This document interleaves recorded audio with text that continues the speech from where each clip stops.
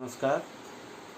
स्वागत करता हूं आप सबों का मेरे YouTube चैनल विकेटी एजुकेशन में, जहां आज हम क्लास 9 का जो चैप्टर है संसाधन के रूप में लोग, उसका तीसरा भाग पढ़ने वाले हैं। ठीक है, तो चलिए शुरुआत करते हैं। और अगर आपको ये वीडियो पसंद आए तो इसको लाइक करना ना भूलें और अपने दोस्तों के साथ शेयर भी करें और सब्सक्राइब भी कर लें, ताकि आपको मेरे जितने भी वीडियोज़ हैं वो आपको मिल जाए। उसके लिए वहाँ बगल में घंटी का बटन होगा, उसको भी ज़रूर दबाइएगा, ताकि सारा जो मेरा वीडियो का नोटिफिकेशन है आपको मिल जाए। तो चलिए अब वीडियो की शुरुआत करते हैं। तो देखिए, तो ये है चैप्टर संसाधन के रूप में लोग, जो है भाग 3। ठीक है, इसके पहले के भाग के लिए देखने के लिए आप भाग 1 भाग 2 भी आपको डिस्क्रिप्शन में लिंक मिल जाएगा, वहाँ देख सकते हैं। ठीक है, तो चलिए शुरुआत करते हैं। तो यहाँ पर देखेंगे सबसे पहले जनसंख्या की गुणवत्ता। तो हमने ये जाना था, हमने इसमें शकल और विलास की कहानी को देखा था, जिसमें एक शकल नाम का लड़का है जो उसी एक गांव का था और वो पढ़ लिख कर एक बड़ा आदमी बनता है। और उसी गांव में उसका एक दोस्त है विलास, जो पढ़ लिख नहीं पाया और वो उसी गांव में रहा और वहीं रह गया। वो मछली पालन का अपना जीवन, मछली बेचकर अपना जीवन गुजारा करता है। तो वह बहुत ही कम कमाता है, वहीं शकल बहुत ज़्यादा कमा लिया। तो ये ऐसा क्यों हुआ? तो जनसंख्या, ये जो शकल है उसकी गुणवत्ता में सुधार कैसे हुआ? उसकी गुणवत्ता में सुधार शिक्षा के माध्यम से हुआ। तो इसी विषय पे हम लोग आगे पढ़ेंगे। तो जनसंख्या की गुणवत्ता, जैसे शकल के जीवन में सुधार हुआ, वैसे बहुत सारे लोगों के जीवन में सुधार कैसे हो सकता है? तो जनसंख्या की गुणवत्ता कैसे सुधारेंगे? जिस प्रकार शकल में शिक्षा के माध्यम से उसका सुधार हुआ, वैसे जनसंख्या में बहुत सारे लोगों का सुधार कब होगा? जब उसमें गुणवत्ता में सुधार किया जाए। तो जनसंख्या की गुणवत्ता में कैसे सुधार होगा? साक्षरता दर को बढ़ाया जाए। साक्षरता दर क्या है? साक्षरता दर ये है कि जब 7 वर्ष या उससे अधिक के लोगों में कितने लोग साक्षर हैं, इसका जो अनुपात निकाला जाता है निरक्षर लोगों से, इसको साक्षरता दर कहते हैं। ठीक है, तो जिसे वैसे लोग जिनको अक्षर ज्ञान है, पढ़ लिख पा रहे हैं, वो साक्षर हैं सामान्य अर्थों में। तो वो हो गया लोगों का पढ़ा लिखा होना।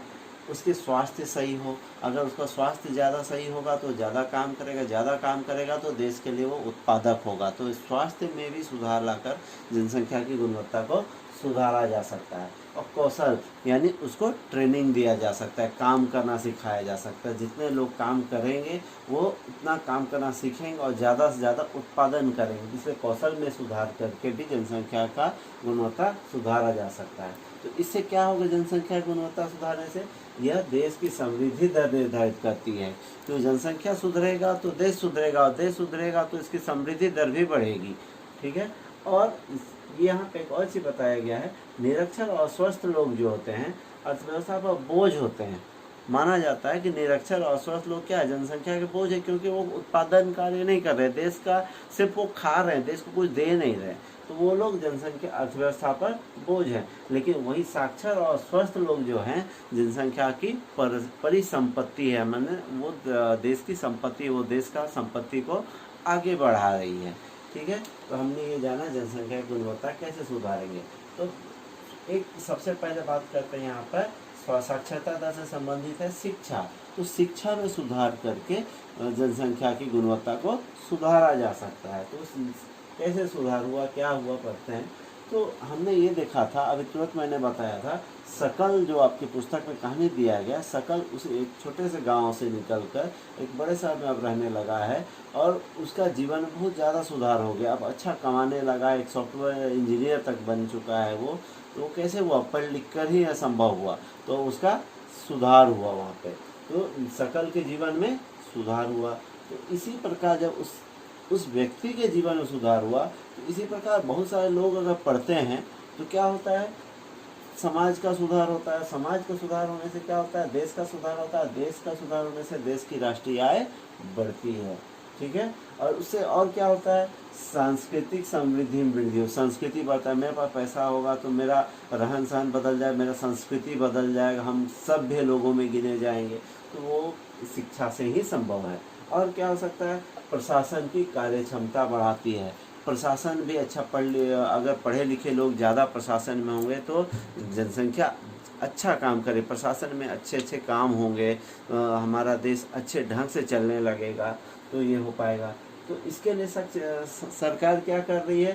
सरकार कर रही है प्राथमिक शिक्षा को बढ़ावा दे रही है, लड़कियों की शिक्षा पर विशेष जोर दिया जा रहा है। लड़कियों की शिक्षा पर विशेष जोर देने के पीछे तर्क ये है कि कहा जाता है कि एक छोटे बच्चे का पहला स्कूल उसकी माँ के पास होता है। उसकी माँ अगर पढ़ी लिखी रहेगी तो बच्चा भी पढ़ा लिखा होगा। तो अगर लड़की पढ़ी लिखी रहेगी तो बच्चा स्वाभाविक अच्छा पढ़ेगा।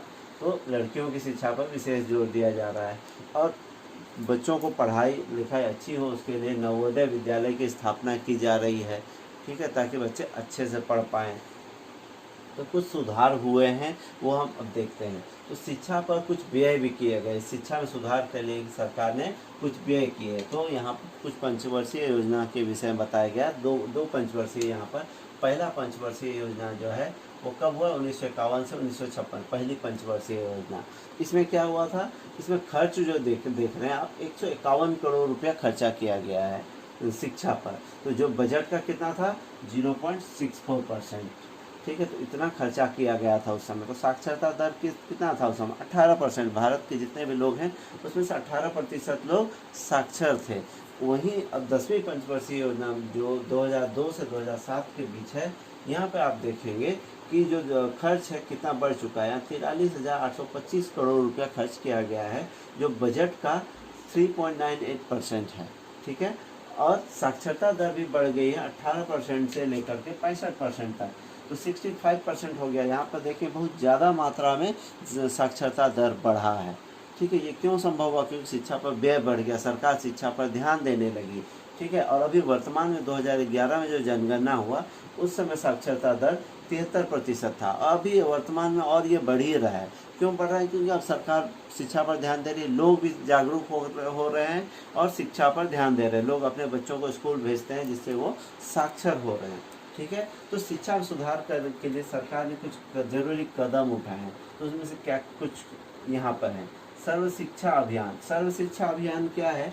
ये है 6 से 14 वर्ष के जितने भी स्कूली बच्चे हैं उसको 2010 तक प्राथमिक शिक्षा प्रदान करने में महत्वपूर्ण कदम। ये 2010 के पहले बना था। इसमें कहा गया था जितने भी 6 से 14 वर्ष के बच्चे हैं उनको 2010 तक प्राथमिक शिक्षा प्रदान कर देना था। ये इसका कदम था। ये अभी भी चल ही रहा है। इसमें कुछ सुधार करके ये योजनाएं कुछ बन ही रही है।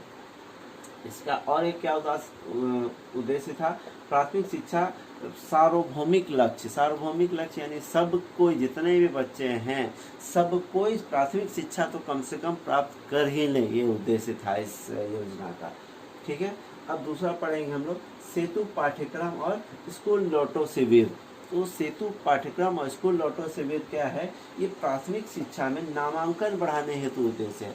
आपने देखा होगा गांव के बहुत सारे बच्चे कुछ दिन स्कूल पढ़ते हैं फिर स्कूल छोड़ देते हैं, उन स्कूल नहीं आते हैं। तो स्कूल नहीं आएंगे तो उनका शिक्षा कैसे पूरा होगा? अगर शिक्षा पूरा नहीं होगा तो पढ़ कैसे पाएगा? देश का विकास कैसे होगा?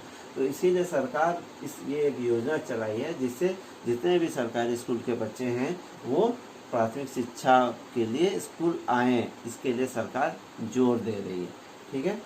और एक और योजना है दोपहर का भोजन योजना, यानी कि मध्याह्न भोजन योजना। इससे तो आप भली भांति परिचित होंगे क्योंकि जितने भी स्कूल के बच्चे हैं 8 क्लास तक के जितने भी बच्चे हैं सभी मध्याह्न भोजन योजना तो खाते ही हैं स्कूल में। तो इसमें क्या होता है? यहाँ पर कक्षा में बच्चों की उपस्थिति बढ़ाना उद्देश्य है, ठीक है।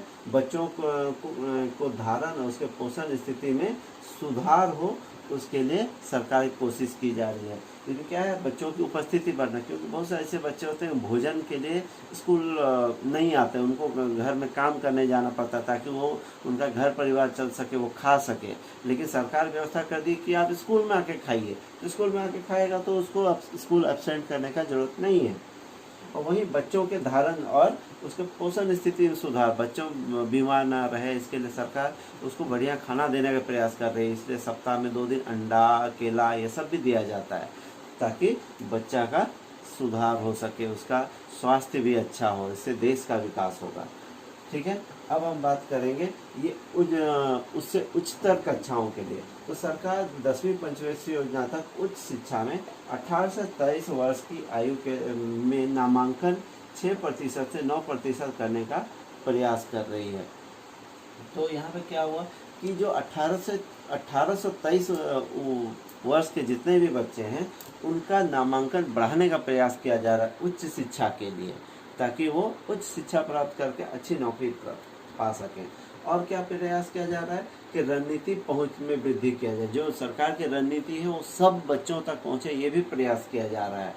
और गुणवत्ता बढ़ाने के लिए अलग अलग तरह के कोर्सेस कराए जा रहे हैं ताकि बच्चे अच्छे से पढ़ पाएँ। ठीक है, राज्यों के लिए विशेष पाठ्यक्रम स्वीकार करना, राज्य के लिए विशेष कार्यक्रम, नए तरह के पढ़ाई हो पा रही है, नई टेक्नोलॉजी से पढ़ाई हो रही है, तो सरकार इन सबको स्वीकार कर रही है ताकि बच्चे अच्छे से पढ़ पाएँ। और शिक्षा का व्यवसायीकरण किया जा रहा है, सूचना प्रौद्योगिकी के आयामों का प्रयोग किया जा रहा है। सूचना प्रौद्योगिकी जो आपने इंफॉर्मेशन टेक्नोलॉजी सुना होगा, तो उन सबों के बढ़ावा में भी सरकार प्रयास कर रही है। और एक साथ ही साथ विश्वविद्यालय की संख्या में बढ़ाने की कोशिश हो रही है, ताकि विश्वविद्यालय बढ़े तो कॉलेज बढ़े, कॉलेज बढ़ेगा तो हर बच्चे की वहाँ कॉलेज तक पहुँच हो सके। तो सरकार का ये प्रयास है ताकि किसमें सुधार हो सके, शिक्षा में सुधार हो सके। शिक्षा में सुधार होगा तो देश का विकास होगा ही होगा। तो चलिए, इस शिक्षा टॉपिक पर इतना ही बताया गया है क्लास 9th में। तो अगर आपको मेरा वीडियो पसंद आता है तो लाइक, शेयर और सब्सक्राइब करना ना भूलें। धन्यवाद।